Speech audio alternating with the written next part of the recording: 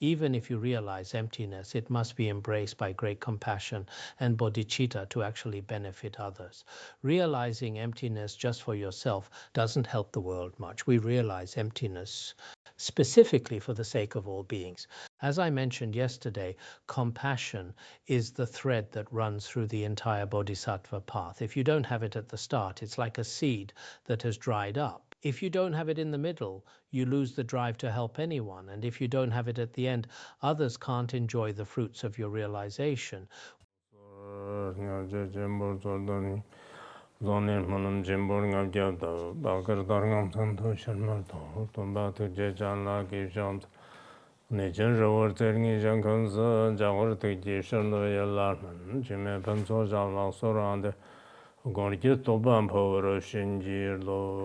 The supreme, profound, and subtle Dharma is difficult to encounter in 100 million eons. Now that I see it, hear it, and am able to uphold it, I vow to realize the Tathagata's true meaning. For the sake of liberating all sentient beings, let us give rise to the supreme and extraordinary bodhicitta.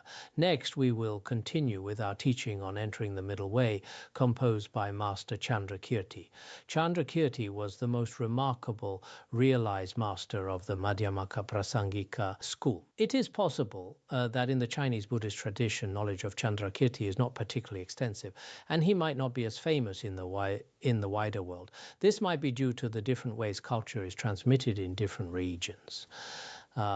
This may have something to do with it. Therefore, we should use various means to learn more about the author's identity, because he truly was an extraordinary figure. I don't believe I need to use my own words to praise him. You can observe him through his treatises, the precious treasures he left us, characterized by his sharp wisdom and rigorous logic. He left us such precious treasures. Through this treatise, you can recognize the transcendent qualities of the author. There are many wonderful stories about Chandrakirti. As we mentioned earlier, back then among the monks, he appeared to be someone who only had the image of three concerns: eating, sleeping, and basically doing nothing else. But in reality, his inner realization had already transcended everything.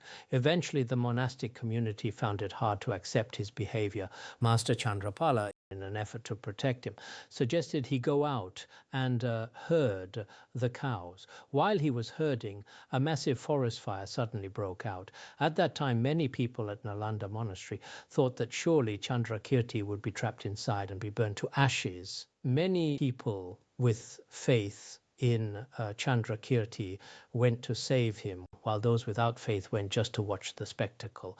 As many of them reached the forest preparing to rescue him, a celestial maiden told them, "Do not worry, Master Chandrakirti has attained mastery over the four elements. Fire cannot burn him, water cannot drown him, wind cannot blow him away, and earth cannot crush him." Still, they didn't believe her and continued to look. As a result, in the dense forest, Chandrakirti was sitting there completely unharmed. As the astonished crowd approached, he said, "My guru Nagarjuna used the fire of the wisdom of the unborn to burn away the firewood of all grasping at reality. My guru Chandrapala did the same. I too rely on this wisdom of the unborn to burn down the dense forest of all worldly attachments. Therefore, external fire or water cannot cause me the slightest harm. I have realized that all phenomena are without coming or going, without birth or cessation, like the vast open sky." At that moment, many people developed great faith and many entered the Mahayana path. So in a certain sense, we might think about this, whether from a worldly perspective or from any other perspective, his wisdom also realized the wisdom of the unborn. This wisdom of the unborn has penetrated the ultimate reality of all phenomena. So when we study any treatise, everyone should know that we must have a full understanding of the author. At the same time, during the learning process, as I mentioned before, everyone should adjust their mindset well, because this is not as easy to understand as other treatises. It contains many different viewpoints and some rather profound principles. If we were to teach it, I have put considerable effort into this in the past, so I should be able to teach it. However, there are many brilliant debates within the Tibetan Buddhist tradition that for many modern people, I don't know if they would be beneficial. So we will try to minimize the debate portions and focus as much as possible on explaining the literal meaning to everyone. This is how we will teach it. I hope that everyone in different corners of the world should now listen carefully to this Dharma. Once you've started, no matter what, whether you understand it or not, still complete the study of this Dharma. Some of you may have studied this a few times before and heard it many times, whether from the classes of Dharma, teachers or otherwise. Everyone should have received this teaching, so you should have some understanding. But these teachings are the kind where the more you hear them, the better. Especially, I think Madhyamaka teachings are extremely important in our Tibetan Buddhist tradition. We also place great importance on these three treatises, especially the root stanzas of the Middle Way, the 400 stanzas on the Middle Way and entering the Middle Way. For those who study Madhyamaka, these are the minimum treatises that must be studied well. Therefore, this time I don't want to be too extensive or too brief. I'll simply give everyone some explanations from the literal meaning. During the explanation process, everyone should also study very seriously. In terms of the outline of this treatise, we have already discussed before. The purpose of composing the treatise begins with the homage. The homage is divided into a general discussion of the causes of a bodhisattva and specific praises for great compassion. Under great compassion, it is further divided into general praise of great compassion and specific praise of great compassion. Praising great compassion without distinction and praising great compassion with distinction. These are two aspects.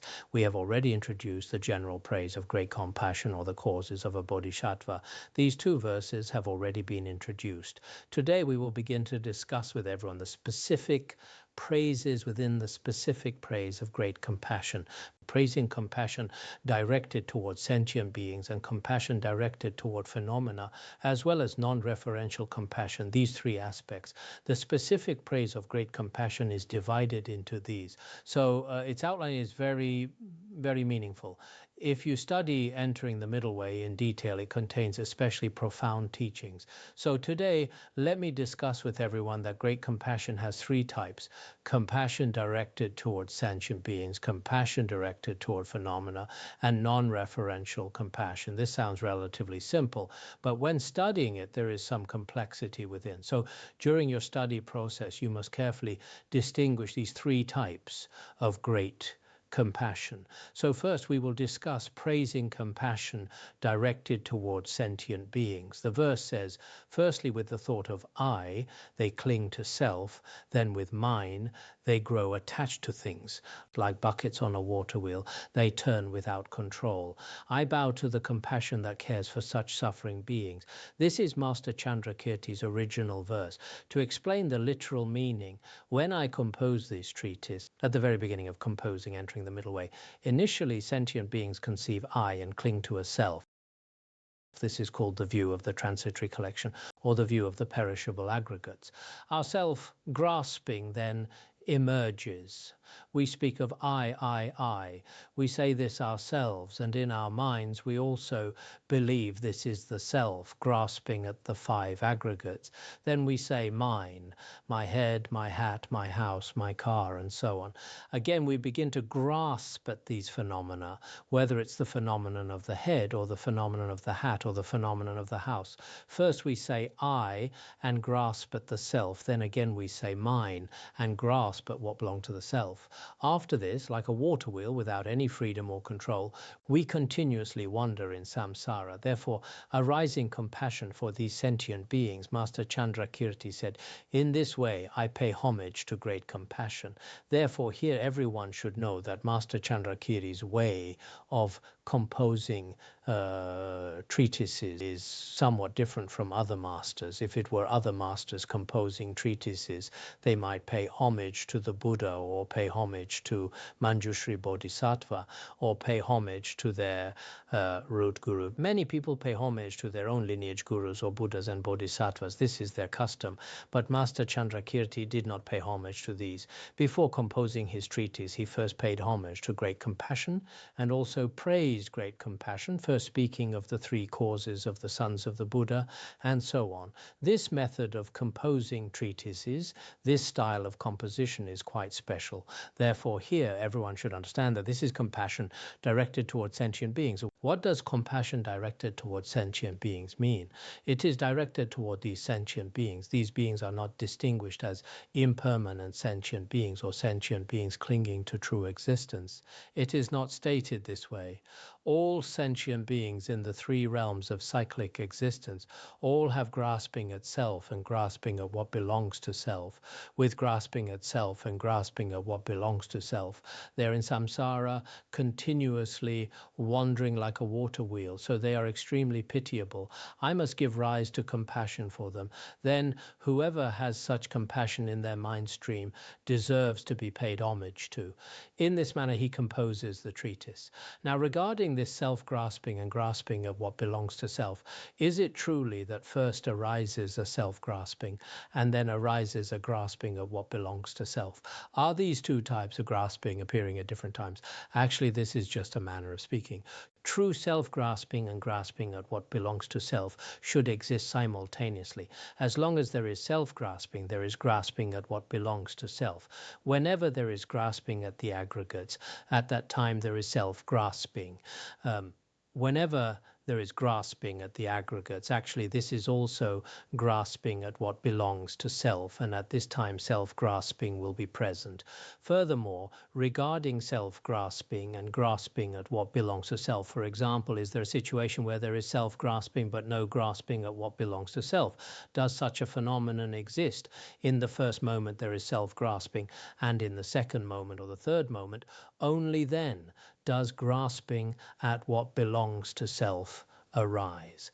Actually, this is not the case either.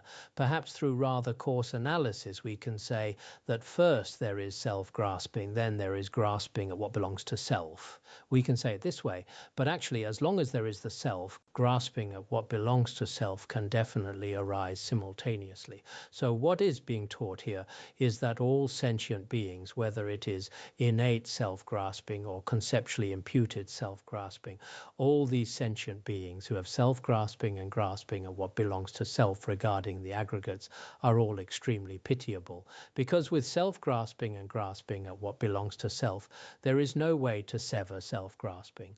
Without being able to sever self-grasping, then with self-grasping, they continuously drift in samsara. This is truly pitiable. This is truly a tragic situation. We can use the analogy of a water wheel to understand how we drift through the cycle of existence across the three realms. The water wheel analogy, this metaphor appears in Chandrakirti's auto-commentary on Entering the Middle Way, and other treatises as well. If we look at the correspondence, a water wheel is like those old machines used in ancient India to draw water, similar to the pulleys or manual pumps we see today that rely on human power to spin. This machine has several features that are quite similar to the situation of beings trapped in samsara. First, a water wheel needs ropes to keep everything bound together. In the same way, beings in the three realms are tightly bound by their own karma and mental afflictions. This is the first analogy. The second analogy is this. A water wheel needs an operator to keep it turning. Without one, it cannot function. You might see this in places like Mongolia or Africa, where someone is dedicated to turning the wheel to bring up water. This is quite similar. So a water wheel needs an operator. Similarly, beings in the three realms also have consciousness. In the 12 links of dependent origination, consciousness acts as the primary operator, keeping the wheel of samsara spinning. Third, the buckets on a water wheel go up and down. Within the well, they might reach very high like a mountain, or go down to the deepest point. The water goes up and down, but they stay within that same well. Beings in samsara do the same. We travel from the highest heavens all the way down to the deepest hells, the Avicii hell, rising and falling, but never truly escaping.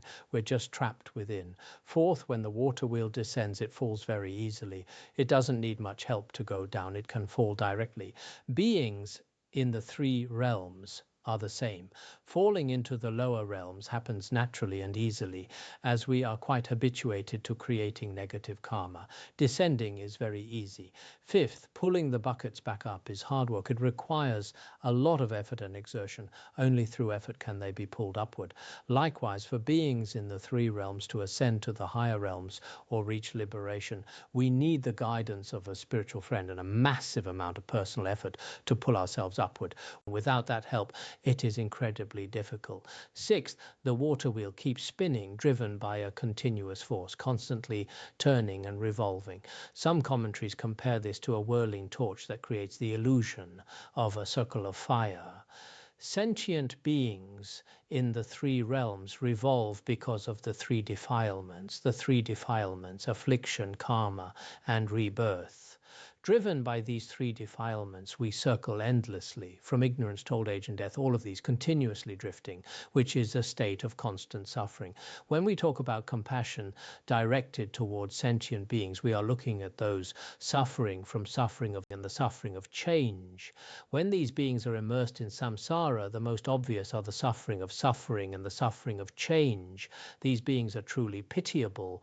We wish for them to gain freedom because they have no freedom at all. They just keep drifting in samsara. They hold on to this idea of a permanent independent I or an entire self-grasping and drift through samsara. So as bodhisattvas, we wish for them to be free from this cycle. This bodhisattva's heart is what we call compassion directed toward beings. Beings have been wandering through the long night of samsara since beginningless time. As the Samyukta Agama says, they never realized the true root of their suffering. Beings since beginningless time have been drifting through birth and death. They wander throughout the long night and they don't even know the nature of suffering. They are truly pitiable. So we should think about this. Beings continuously drift through samsara. We direct compassion toward these beings. Who is it that directs compassion toward these beings? Actually, even ordinary people like us can, or anyone who has generated Mahayana bodhicitta. When you see these beings in your mind stream, you can feel compassion for them, directing compassion toward these beings. Some are tormented by the suffering of suffering, and some by the suffering of change. So these beings are all truly pitiable. We develop compassion for them. This heart of compassion is so precious that Master Chandrakirti chooses to prostrate to it. For example, if in the mind stream of an ordinary being a heart of compassion arises, this compassion for Master Chandrakirti is truly worthy of respect. He prostrates before it. This is the meaning. Next, let's look at compassion directed toward phenomena and non-referential compassion.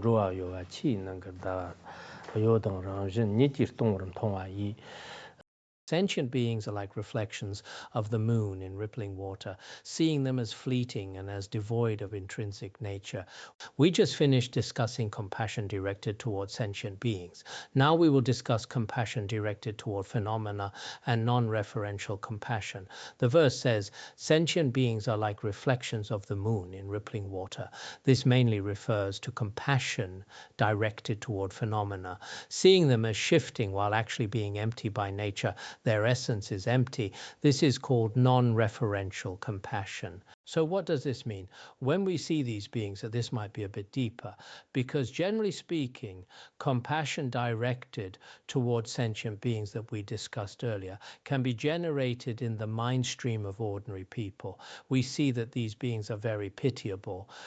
Compassion directed toward phenomena, generally speaking, is usually felt by arhats or realized practitioners because they see that these beings are changing from moment to moment. They don't grasp at permanence. So compassion directed toward phenomena generally exists in the mind stream of those on the path of learning among noble beings. So what does this mean? Actually, when we look at beings, each being seems to be living quite happily, but the winds of karma are constantly stirring them.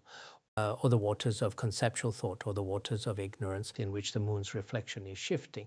When the moon's reflection shifts, we can say it's the winds of karma or the winds of discursive thought that cause the motion. What this means is we can see a moon on water. When we see the moon on water, the moon is constantly shifting, whether from the perspective of the moon's reflection itself or from the perspective of the water it depends on. There is no stability. It is all shifting. It is impermanent, shifting moment to moment. moment. It cannot be permanent and shifting at the same time. The mental state in one moment compared to the next moment's entire mental state is completely different. This kind of shifting, beings themselves don't even realize it. Therefore, all that is shifting, impermanent and unstable, these beings are very pitiable. This generally falls under the suffering of conditioning among the three types of suffering, because previously we had the suffering of suffering and the suffering of change. This one is mainly the all-pervasive suffering. So just like a moon's reflection, constantly shifting, these beings are very pitiable. When we see these beings from a broad perspective, spring, summer, autumn, winter, from youth to old age, constantly in motion, from a subtle perspective, also shifting moment to moment. So using the moon on water as an analogy is not an exaggeration at all. Therefore, these beings are very pitiable. We can make this analogy. This is one aspect. Then the second aspect is non-referential compassion. Non-referential compassion is also the same. These beings are also very pitiable. Why? They are also like the moon on water. But if the moon on water is shifting while it's shifting, the moon on water's own essence is not established. It is empty. This moon on water can serve as an analogy for compassion directed toward phenomena, and also as an analogy for non-referential compassion. Compassion directed toward phenomena uses the process of shifting as the analogy from the angle of shifting. Non-referential compassion also uses the moon on water. The moon on water appears but has no inherent nature. From this perspective, as the great treatise on the perfection of wisdom says, although all things are impermanent, beings suffer because they are so attached to them. All phenomena are impermanent, yet beings are attached. And because of attachment, suffering arises. But beings don't know this. Although they themselves are impermanent, they always think they are permanent. So they are very pitiable. We should think this way. Regarding compassion directed toward phenomena and non-referential compassion, we should think from this perspective. We wish that all these beings relying on the Dharma can cut through the attachments in their mind streams and attain Buddhahood. We should think this way. Now, regarding these types of compassion from the perspective of the objects, what are they? For example, the first one, what is the object of compassion directed towards sentient beings? All ordinary beings, because all ordinary beings have grasping at self and what belongs to self. And also hearers and solitary realizers who are still on the path of learning. They also have grasping at self and what belongs to self.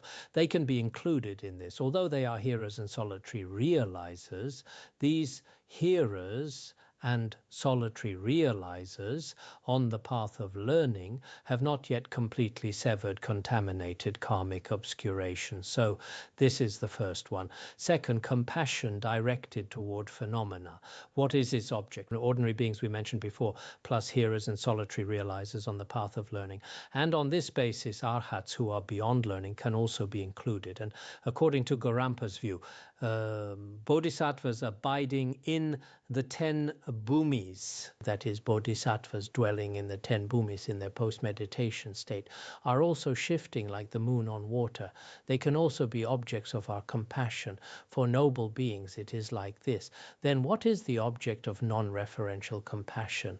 Its object is all the ordinary beings mentioned before, plus those on the path of learning, beyond learning, and the 10 bhumis, and also bodhisattvas of the 10 bhumis in meditative equipoise can be included, because although bodhisattvas of the 10 bhumis are in meditative equipoise, it appears they are in meditative equipoise, but their mind stream, their body, is also empty by nature, like the moon on water, appearing yet without inherent nature, empty. So until the stage of Buddhahood, this non-referential compassion is perfected. Before that, from ordinary beings up to the 10th Bhumi bodhisattvas, there are still some pitiable aspects. So previously, the first one, ordinary people can contemplate. The second, compassion directed toward phenomena for hearers and solitary realizers. The other, non-referential compassion, only bodhisattvas or Buddhas can generate it in their mind streams. Therefore, as we mentioned before, compassion directed toward beings, compassion directed toward phenomena, and non-referential compassion, we must distinguish them clearly. But actually, they all share the same goal, wanting beings to be free from suffering. This mindset is the very heart of the entire Mahayana path. Why did Master Chandrakirti at the very beginning beginning, praise compassion or prostrate to compassion. What is the reason? He wants us to know that wisdom or emptiness without compassion is not the complete path, not a true Mahayana Bodhisattva. Therefore, we must know that to be a true Mahayana practitioner, you need both a sharp insight into reality and great compassion. Having the correct view of emptiness is from the perspective of view.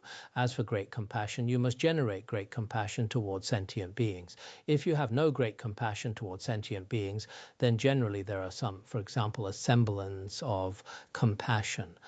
Some people in non-Buddhist paths who do charity work also have a semblance of compassion in their mind streams, but this does not belong to Mahayana compassion. In a sense, the kind of compassion we talk about in the Great Vehicle is incredibly meaningful and deep. We should each take a moment to look inward. If we don't have this great compassion in our hearts, there is simply no way to join the ranks of the Mahayana. You can't get in without it. Having the right philosophical view alone doesn't make you a bodhisattva.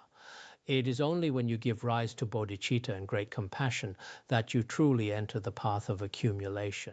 So for every one of us, the goal in this lifetime should be to spark that compassion and bodhicitta within ourselves. Once you truly give rise to this heart of compassion, whether it's compassion or bodhicitta, when great compassion truly arises in your mind stream, it doesn't mean you'll feel it every single second of every day, but the seed remains in your mind. As long as it is not destroyed, I will never generate bodhicitta again. As long as you don't actively reject it or decide you're done with bodhicitta, that connection stays alive. We've all come into this world, and the very least we should do is develop this heart. Without it, no matter how well we study the middle way or how smart we think we aren't truly part of the Mahayana. Why is that?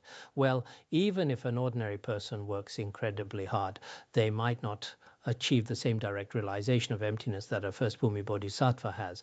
If you don't have that, if you only understand emptiness as a general concept, that's not quite enough to be in. But if you have bodhicitta, even if your understanding of emptiness isn't that deep yet, you've already become a practitioner of the Great Vehicle.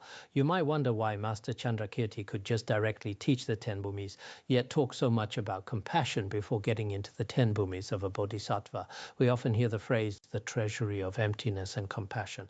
Even if you realize emptiness, it must be embraced by great compassion and bodhicitta to actually benefit others. Realizing emptiness just for yourself doesn't help the world much. We realize emptiness specifically for the sake of all beings. As I mentioned yesterday, compassion is the thread that runs through the entire bodhisattva path. If you don't have it at the start, it's like a seed that has dried up. If you don't have it in the middle, you lose the drive to help anyone. And if you don't have it at the end, others can't enjoy the fruits of your realization. We aren't Buddhas or Bodhisattvas yet. That's a high bar. But if we have great compassion, everything we do becomes an act of service. That is what truly matters. That concludes the introductory parts of the text. Now we move into the actual body of the treatise, which explains the temporary bhumis in the ultimate state. The temporary aspect includes the 10 bodhisattva bhumis and the explanation of the ultimate state. The temporary bhumis cover the 10 bhumis of a bodhisattva and their specific qualities. This is divided into two aspects. The detailed explanation of the 10 bhumis is further subdivided into the first 5 bhumis, the 6th bhumi explained in detail, and then the final 4 bhumis. The way this outline is structured is quite interesting. Our teacher, Milarepa Rinpoche, organized the first 5 bhumis together in the outline because the explanation of those is relatively brief. The 6th bhumi, however, is explained very extensively, so it gets its own section.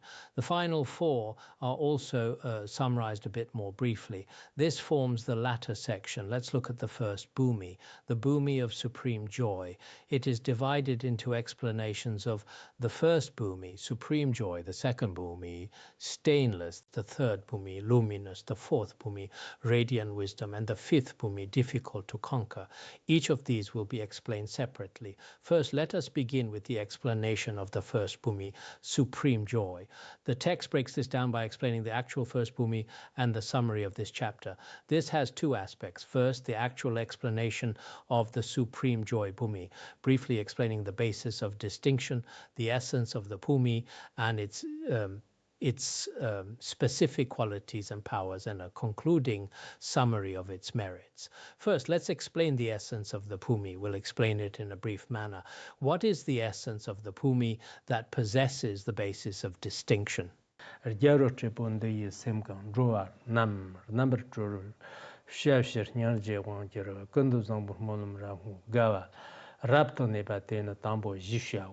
verse says, the Bodhisattva's mind falls under compassion's sway, yearning to set free every transmigrating being. Through intense dedication with Samantabhadra's prayers, he abides in perfect joy. This is called the first Bhumi. Why is this called the first Bhumi Bodhisattva? What are the characteristics of a first Bhumi Bodhisattva, a child of the Buddhas? A first Bhumi Bodhisattva, their mind, their wisdom towards sentient beings, their wisdom sees the true nature of beings as empty. This mainly refers to the wisdom of a first Bhumi Bodhisattva. The wisdom of a first Bhumi Bodhisattva illuminates all beings, seeing none have true existence. Their essence is entirely empty.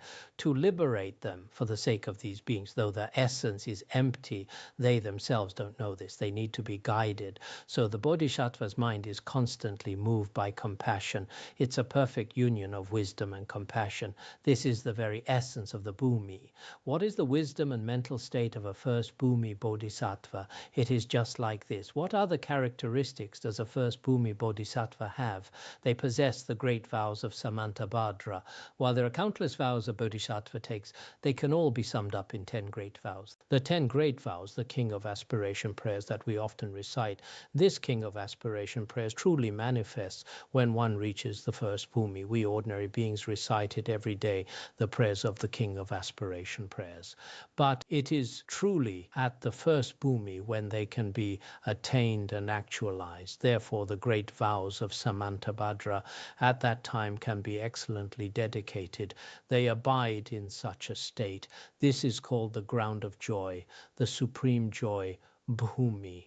And why is it called supreme joy? A first Bhumi Bodhisattva, throughout one incalculable eon, diligently accumulates merit and purifies obscurations. After one incalculable eon, the moment they attain the first Bhumi, they experience immense joy. The reason for joy is the ability to benefit beings. It's not, I'm so happy, I'm enjoying myself. It's not like that. So in terms of the literal meaning here, a first Bhumi Bodhisattva experiences immense joy. When we talk about these Bhumi, the actual essence of the Bhumi, it is a state beyond conceptual elaboration. There is nothing to divide. However, when bodhisattvas are in the post-meditation state, their qualities differ. This is because the ground acts as the foundation where all good qualities grow.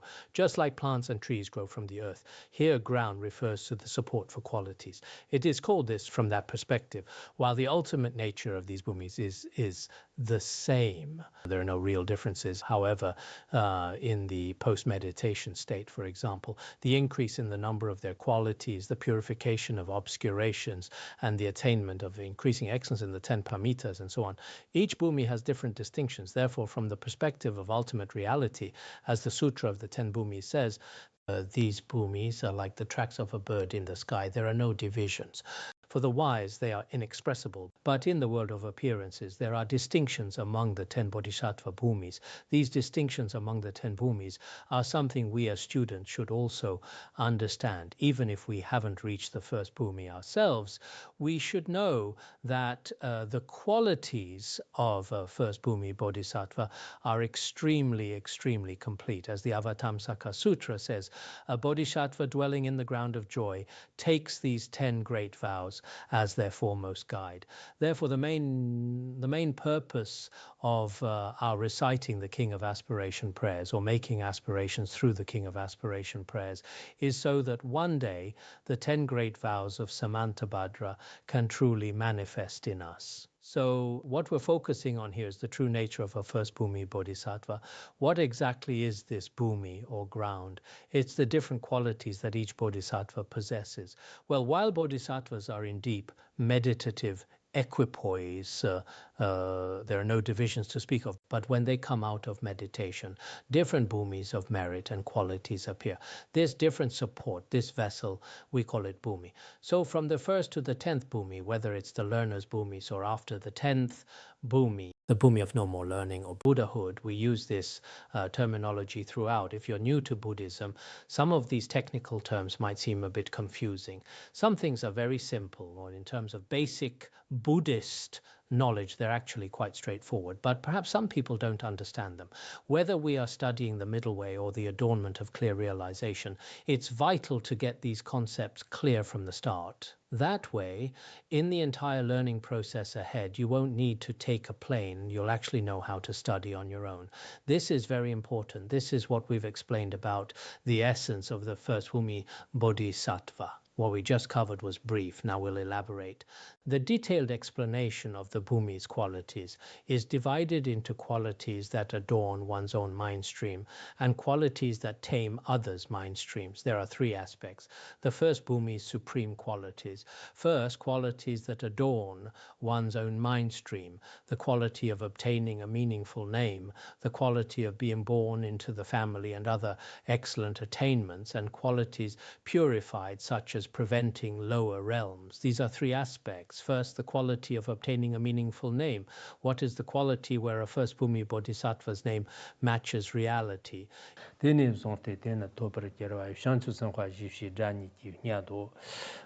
the verse it says that from that point on, having attained this Bhumi, he is hailed by the name Bodhisattva alone. We just discussed attaining the first Bhumi Bodhisattva. From then on, after attaining the first Bhumi, because they have such wisdom, because they have such a Bodhisattva's mind, what do we exclusively call them? The name of a first Bhumi Bodhisattva. As we've discussed before, the name Bodhisattva can be used in two ways, based on action or based on insight. In terms of action, the way of the Bodhisattva tells us that the very moment you give rise to bodhicitta, your name and your identity change, you become a bodhisattva, someone worthy of respect from the whole world. Also in the Kashyapa Parivarta Sutra, it uses the analogy of a Chakravartin king. If a Chakravartin king and a maidservant have a son, when this prince comes into the world still calls him a prince, even though his power is not yet significant. Similarly, a practitioner who has just developed bodhicitta, whose power is still weak, is actually also called a bodhisattva by beings. This is from the perspective of conduct. Now, some great masters believe that the son of the Buddha here should not refer to a first Bhumi Bodhisattva's son of the Buddha.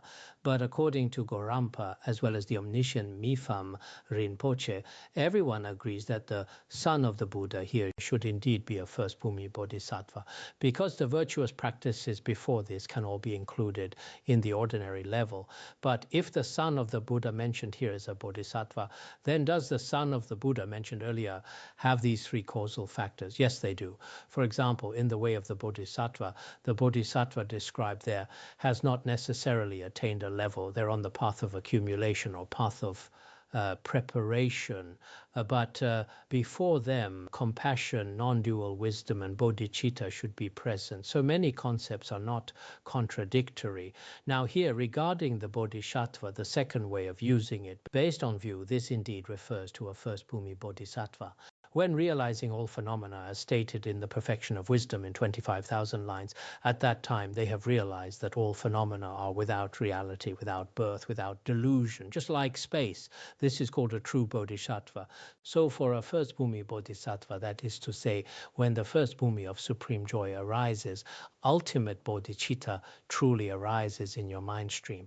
When you give rise to ultimate bodhicitta, that's when you're called a true bodhisattva. So bodhisattvas we're discussing here all take the name of first Bhumi Bodhisattva. Of course, regarding this principle, masters like Rendawa, teacher of Tsongkhapa, as well as Shangchupa of the Sakya school and Tsongkhapa himself, they called these ultimate bodhisattvas. Later, Gorampa of the Sakya school said that the term ultimate bodhisattva might be splitting hairs. Ultimate bodhisattva is not reasonable. It should be ultimate mind of awakening, because an ultimate bodhisattva cannot be found. For example, we can say conventional bodhisattva because there are some on the conventional Bhumi, but the ultimate is not like the conventional, it's inexpressible.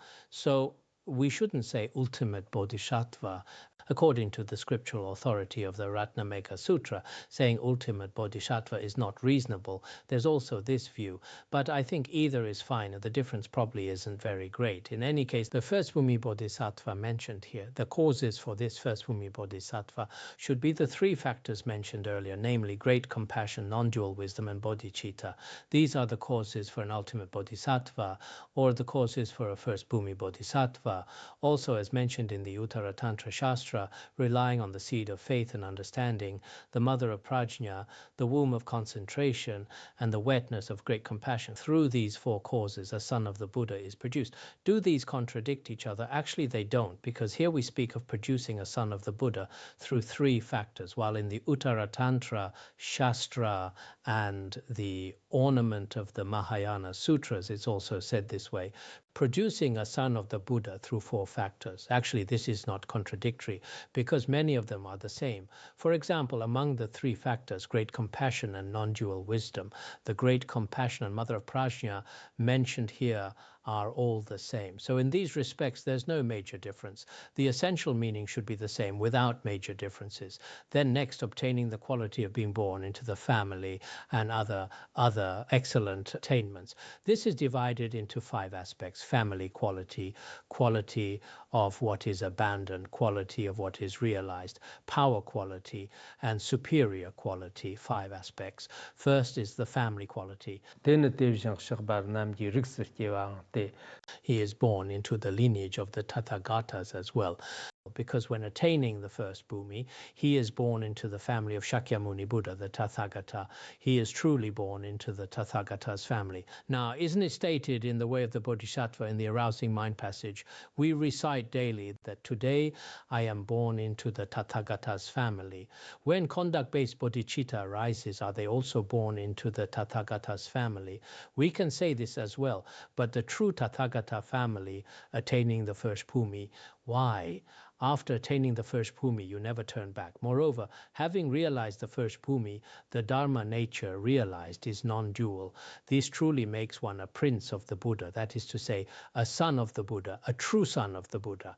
So if a true son of the Buddha comes into this world, for example, within a family, when a true son is born, only then can they have the authority of the family. So being born into the Tathagata's family as a first Bhumi Bodhisattva is also quite reasonable. What was said before is also acceptable, but it's not quite that stable, because after all, on the path of accumulation and path of preparation, it's not as stable as a first Bhumi Bodhisattva. Although when attaining the path of preparation at the forbearance Bhumi, there's no turning back. But compared to a first Bhumi Bodhisattva, it's not as stable. So truly being born into the Tathagata's family is as a first Bhumi Bodhisattva.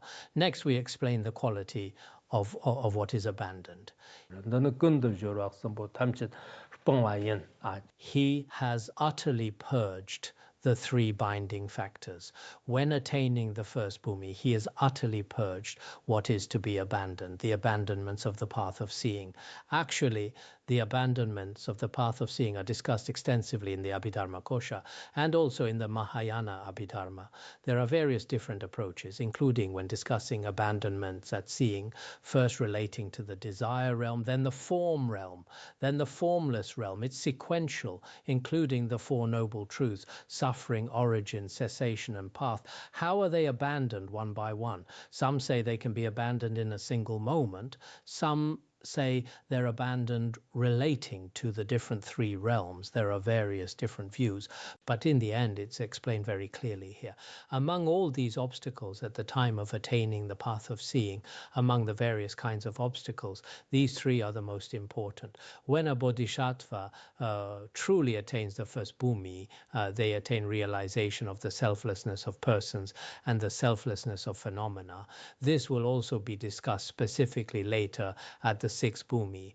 At this time, three fetters are severed. One is the view of transitory collection, Satkayadristi, as well as a doubt and the view of reliance on rules and vows, Shilavrata Paramarsha. Why these three? Actually, there are many more, including, as mentioned in the commentary to the Udana Sutra, doubt is what's abandoned on the path of seeing.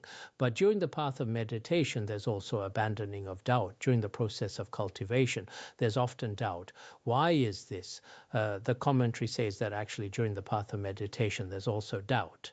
But this refers to more subtle, habitual tendencies. On the path of seeing, it's primarily about this. Therefore, the three abandonments of seeing here, actually there are many more, including, as discussed in the Abhidharmakasha, the 10 root afflictions, of which 5 are afflictive views and 5 are non-view afflictions: desire, anger, ignorance, pride, and doubt. Among these, some are included here, some are not. In any case, there are many more. It is just like in a worldly battle. If you take down the general of the enemy army, the smaller ranks will naturally fall apart. The entire opposition will collapse. In the same way, among all the obstacles to reaching the first Bhumi of a Bodhisattva, these three binding factors are the most severe. The first is the view of the transitory collection, which we all know as view of the perishable aggregates, the ego or self-grasping. It is that constant attachment to our own physical and mental aggregates, thinking this is me, this is I, this is mine. You have to cut through this to reach the first Bhumi. If you don't, you simply won't enter the path. A person with intense self-grasping won't want to liberate themselves or seek the path of emptiness. They just won't lean in that direction. So it has to go. The second is doubt. If you are skeptical about your own practice, you will be half-hearted. It is like wanting to go to Lhasa. First, you have to actually want to go, otherwise you won't be willing to. And second, you have to be free of doubt. If you are constantly second-guessing the journey, you probably won't make it. That is why a bodhisattva on the path of seeing must clear away all doubt. The third is the view of reliance on rules and vows. This usually refers to certain non-Buddhist practices, like believing that sitting by 5 fires or relying on various non-causal practices, such as observing the cow vow, will lead to spiritual results. These are mistaken paths. If you hold on to the idea that these irrelevant actions are the cause of liberation, you're moving in the opposite direction of the truth. Once these 3 major binding factors are purged, liberation is inevitable. We call them fetters, 3 binding factors, because they are like ropes tied in knots. As long as they are there, you aren't free. These fetters are the chief obstacles of the path of seeing. Of course, regarding our obstacles as a Buddhist, the most important thing when attaining the path of seeing, actually the obscurations to be abandoned are still numerous. But generally for bodhisattvas of 10 bhumis, as taught in the discrimination of the middle and the extremes, there are 10 cognitive obscurations, 1 cognitive obscuration for each bhumi. This is how it is analyzed. According to the explanation in the commentary on the adornment of the middle way, these obstacles in essence are actually the afflictive obscurations and the cognitive obscurations. What are the afflictive obscurations like? They are obstacles arising from the clinging to a self of persons. They directly obstruct the path to liberation. What is their nature? Just as it is explained in the Uttara Tantra Shastra, obstacles such as stinginess and so on, these are called afflictive obscurations. Cognitive obscurations are obstacles arising from the clinging to the reality of phenomena. They obstruct the omniscient state of Buddhahood. Then, as explained in the Uttara Tantra Shastra, their nature consists of the conceptual thoughts of the 3 wheels. Remember, in the adornment of the middle way, when discussing these afflictive and cognitive obscurations, their causes, their functions, and their nature, as I just mentioned, the cause is arising from the reliance on the self of persons and the self of phenomena. Then regarding their functions, one is the obstruction of liberation, and the other is the obstruction of the omniscient state of Buddhahood. Then as for their nature, one is the obstacle of stinginess and so forth, and the other is the grasping at the 3 wheels. Therefore, these obstacles in the final analysis can veil our Buddha nature. So as a Buddhist, one should try every possible way to abandon the afflictive and cognitive obscurations. Of course, these two obscurations, actually, they are very subtle obstacles. When we studied in the past, including the debate between Mifam Rinpoche and Dagha Geshe, there is a work called The Sun of Response to Debates. In this, the viewpoints of many masters of the New Translation School are explained very clearly. Actually, for those who study logic and debate or specialize in the divergent views of the old and new schools, these few polemical treatises by Mifam Rinpoche, they are truly fascinating once you master them. But this time, whether in terms of our time or many other aspects, we may not have that much. I hope everyone has a general idea. When studying Entering the Middle Way, everyone should understand what exactly a bodhisattva is like. From now on, what exactly is a bodhisattva? Many of us think we know what a bodhisattva is, but a bodhisattva is not simple. After truly understanding the Sutra of the Ten Bhumis and understanding Entering the Middle Way, the bodhisattvas we usually speak of, bodhisattvas in name only are one thing, but those bodhisattvas who truly realize the selflessness of persons or the selflessness of phenomena, they are indeed not simple, but what they have realized is truly something worth admiring, especially later when we discuss the sixth Bhumi bodhisattvas. For the sixth Bhumi is, among all the stages of a bodhisattva, one that is profoundly significant. Chandrakirti focused heavily on the realization of the sixth Bhumi, determining the selflessness of persons and the selflessness of phenomena. At that point, there are many debates on how all phenomena do not truly exist. Therefore, I also hope that through this study of Entering the Middle Way, of course, the process of learning might be somewhat bitter and dry. Also, while I am teaching, it is not like when we taught at the academy. The whole environment and various conditions are not that ideal. So I am simply doing medical treatment, translating, and amidst all kinds of busyness, I'm sharing whatever comes to mind. There hasn't been time to consult various different treatises. In the past at the academy, I was always, particularly when I was young, I was very interested in consulting all kinds of commentaries. Now, as for the conditions themselves, while they might actually be available, and finding these resources could be easy, yet the tasks at hand are indeed quite numerous. This time I didn't make a special effort to elaborate extensively, for if I did, I worry that perhaps no one would understand. You see, many people nowadays are busy with this or that, so are there really those who are truly studying, especially since our current circumstances lacking the conducive conditions we had before? And then the people below, each being blown by their own winds of karma, begin to drift. In times like these, is there anyone who can truly calm their mind to contemplate? For the meaning of the middle way is profoundly deep. Without particularly focused wisdom or specialized insight to perform the analysis, if we just listen to it as if listening to a pop song, perhaps we can only plant a karmic seed.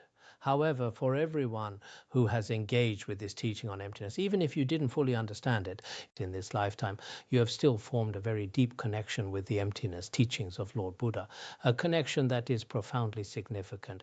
In this way, eventually, for all of us, samsara will surely come to an end. Because in the human world today, indeed, conceptual thoughts are often overwhelming, and the whole world is in great turmoil. There is a great need for the realization of emptiness. Using this realization of emptiness, we can let our many chaotic and complex phenomena be calmed down all at once. I know it within myself, even though I haven't attained the realization of a bodhisattva of the first Bhumi. Yet knowing that the nature of all phenomena is merely this and nothing more. Beyond this, there isn't much to seek.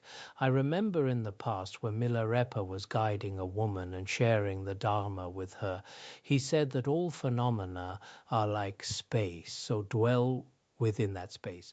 All phenomena are like the great ocean, so dwell within that vast oceanic state.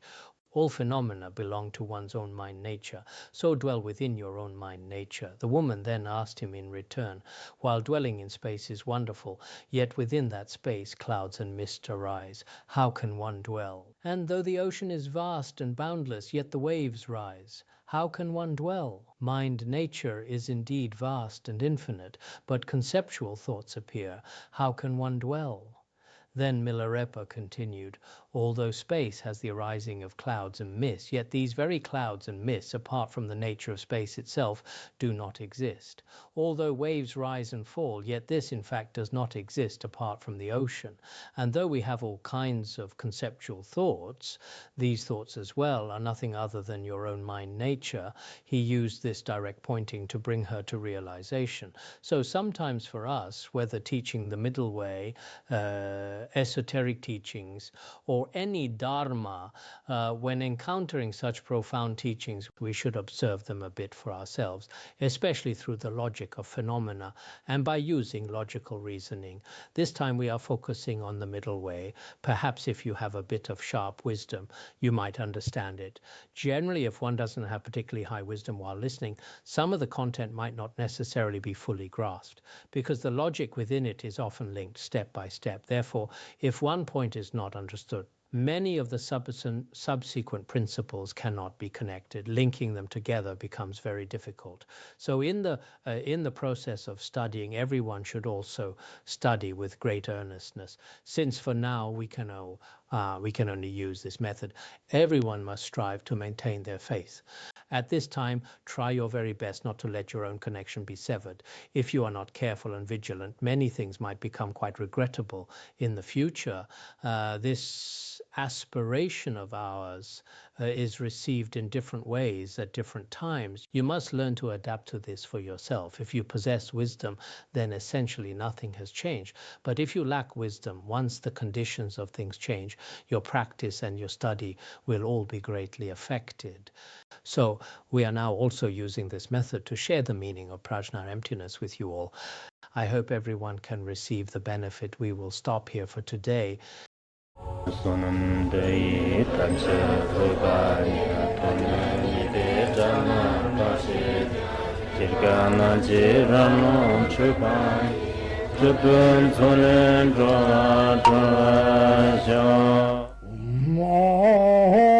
Bandangara Badna Sodargye Bandangara Badna Sodargye Bandangara Badna Sodargye